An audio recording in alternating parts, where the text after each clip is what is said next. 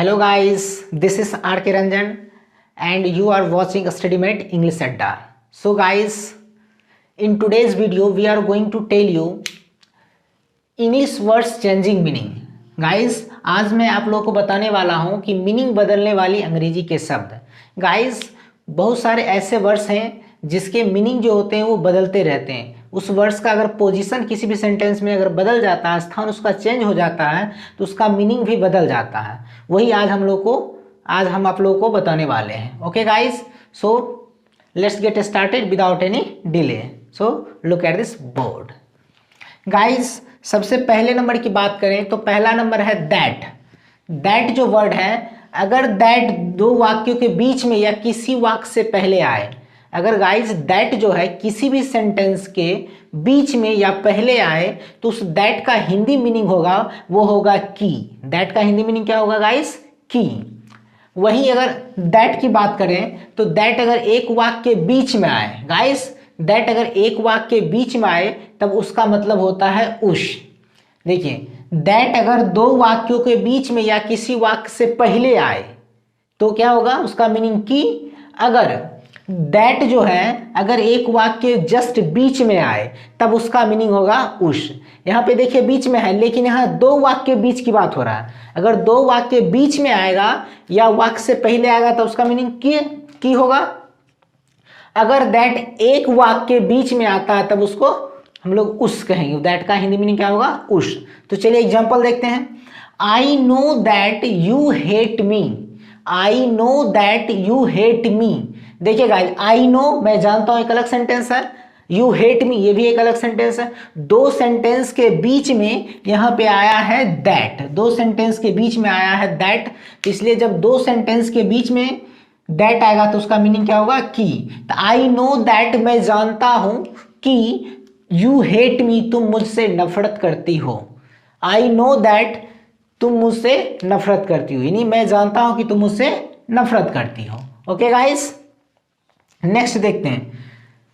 I hate that girl. I hate that girl. देखिए guys, यहाँ पे ये एक ही सेंटेंस है और इस एक ही सेंटेंस के बीच में आया है दैट. जब एक वाक्य के बीच में आया दैट तो उसका मतलब होता है उस.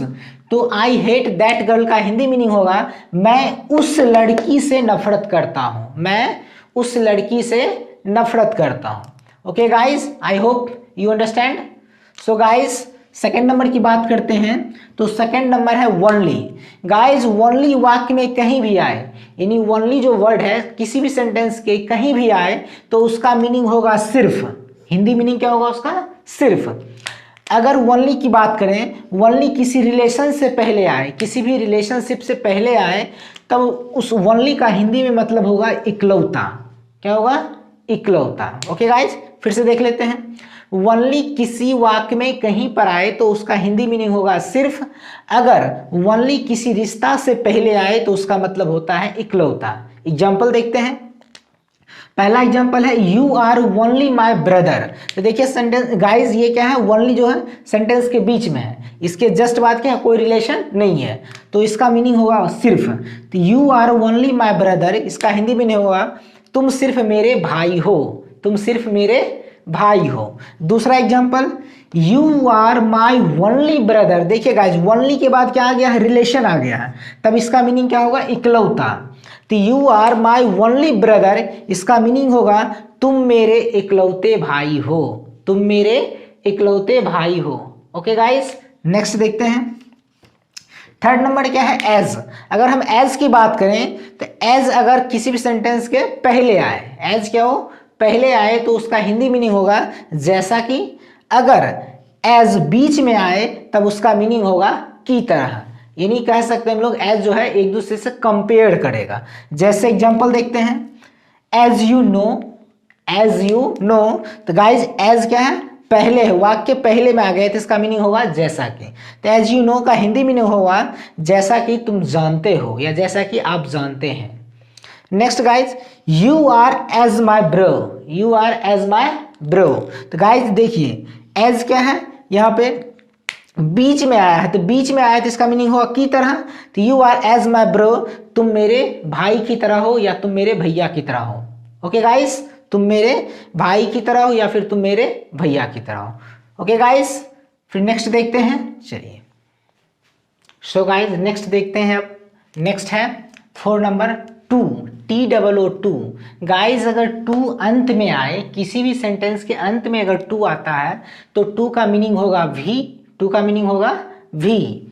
अगर 2 किसी भी सेंटेंस के बीच में आए, मिडिल में आए, तब उसका मीनिंग होगा जरूरत से ज़्यादा या बहुत। जरूरत से ज़्यादा या बहुत। जैसे एग्जाम्पल है आई एम क्लेवर टू।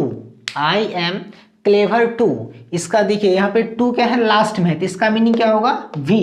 तो इसका मतलब हुआ मैं चालाक भी हूँ। मैं चालाक भी हूँ। नेक्स्ट है guys I am too clever. I am too clever. 2 देखिए क्या मिडिल में आ गया है, तो जब मिडिल में आएगा तो उसका मीनिंग हुआ जरूरत से ज़्यादा या फिर बहुत। आई एम टू क्लेवर का मीनिंग होगा मैं बहुत चालाक हूँ। मैं बहुत चालाक हूँ। चलिए नेक्स्ट देखते हैं 5 नंबर। तो 5 नंबर की बात करते हैं, तो 5 नंबर में है SO सो। शो अगर शुरू में आए तो इसका मीनिंग होगा इसलिए। सो अगर शुरू में आए तो इसका मीनिंग होगा इसलिए। ओके, और सो अगर बीच में आए तो इसका मीनिंग होगा बहुत ज़्यादा। शो अगर शुरू में आए तो इसका मीनिंग होगा इसलिए। सो अगर किसी भी सेंटेंस के बीच में आए तो उसका मीनिंग होगा ज़्यादा। तो देखिए एग्जाम्पल देखते हैं। So she is beautiful. So she is beautiful, इसका मीनिंग होगा इसलिए वह सुंदर है। यहाँ इसलिए इसका मीनिंग हुआ क्योंकि सो जो है सेंटेंस के स्टार्टिंग में है। स्टार्टिंग में है इसलिए इसका मीनिंग इसलिए। सो सी इज ब्यूटीफुल, इसलिए वह सुंदर है। नेक्स्ट देखते हैं सी इज सो ब्यूटीफुल। अब देखिए सो क्या हो गया, सेंटेंस के मिडिल में आ गया है। जब सेंटेंस के मिडिल में आ गया है तो इसका मीनिंग होगा बहुत ज़्यादा। सी इज सो ब्यूटीफुल, वह बहुत ज़्यादा सुंदर है। वह बहुत ज़्यादा सुंदर है। अब नेक्स्ट 6 नंबर की बात करते हैं। तो 6 नंबर में है मस्ट। मस्ट अगर सब्जेक्ट के बाद या सब्जेक्ट से पहले आए, अगर किसी भी सेंटेंस में मस्ट सब्जेक्ट से पहले या सब्जेक्ट के बाद आए तो उस मस्ट का हिंदी मीनिंग होगा चाहिए। ओके गाइज, चाहिए। अगर मस्ट हेल्पिंग वर्ब के बाद आते हैं तब उसका मीनिंग होगा जरूरी। फिर से देख लेते हैं एक बार। मस्ट अगर सब्जेक्ट के बाद या सब्जेक्ट से पहले आए तो मस्ट का हिंदी मीनिंग होगा चाहिए। अगर मस्ट हेल्पिंग वर्ब के बाद आए तो उस मस्ट का हिंदी मीनिंग होगा जरूरी। चलिए एग्जाम्पल देखते हैं। पहला एग्जाम्पल है यू मस्ट ज्वाइन स्टडीमेट इंग्लिश अड्डा। यू मस्ट ज्वाइन स्टडीमेट इंग्लिश अड्डा। अब देखिए गाइज मस्ट क्या है, सब्जेक्ट के बाद आया है तो इसका मतलब होगा चाहिए। यू मस्ट ज्वाइन स्टडीमेट इंग्लिश अड्डा, इसका मीनिंग होगा तुम्हें स्टडीमेट इंग्लिश अड्डा को ज्वाइन करना चाहिए या जाना चाहिए। नेक्स्ट क्या है, admit card is must. Admit card is must. अब देखिए हेल्पिंग वर्ब के बाद आए तो हेल्पिंग इज है, helping verb is helping verb के बाद मस्ट आया है तो इसका मीनिंग होगा जरूरी।